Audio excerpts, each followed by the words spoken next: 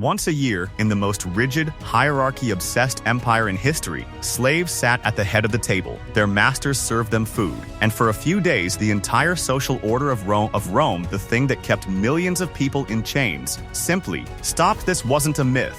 It wasn't a rumor. It was a real, massive, empire-wide festival called Saturnalia, held every December in honor of Saturn, the god the Romans believed once ruled over a mythical golden age, a time before slavery, before hierarchy, before Rome as they knew it. The festival began on December 17th and eventually stretched out for up to a week, running through December 23rd.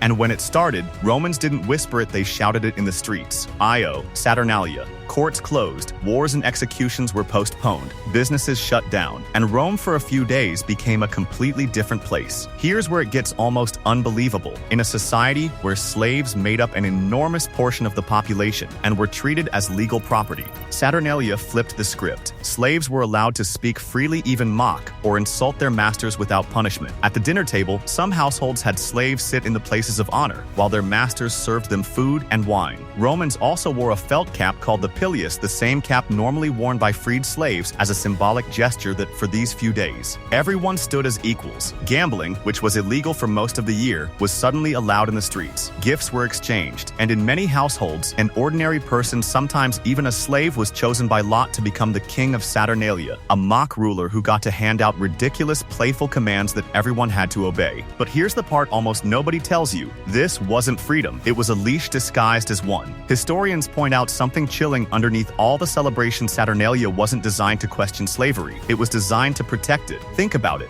Give people who are angry, exhausted, and trapped in a brutal system a few days a year where they get to feel powerful, and you release the pressure before it turns into rebellion. It's not liberation, it's a pressure valve, carefully timed, carefully controlled, and with a strict expiration date. Because as soon as Saturnalia ended, nothing had actually changed. The slaves went right back to serving. The hierarchy snapped right back into place, often harder than before, as if to remind everyone this was a gift, not a right. Some historians believe the temporary kindness even worked in Rome's favor. Psychologically, masters who briefly served their slaves sometimes felt a flicker of sympathy, but that sympathy rarely outlasted the holiday. Imagine living your entire life under total control, getting 1 week a year where you're allowed to feel human, and then watching it get taken away every single time, like clockwork, for centuries. That's not generosity. That's one of the oldest tricks in the history of power. Give people just enough freedom to keep them from demanding all of it. Rome didn't fear rebellion from its slaves because it built cages. It avoided rebellion because once a year it opened the cage door just wide enough to let people breathe, then closed it again before anyone thought to walk out for good. And Saturnalia's traditions didn't disappear. They're hiding in a holiday you celebrate every single year. Follow to find out which one.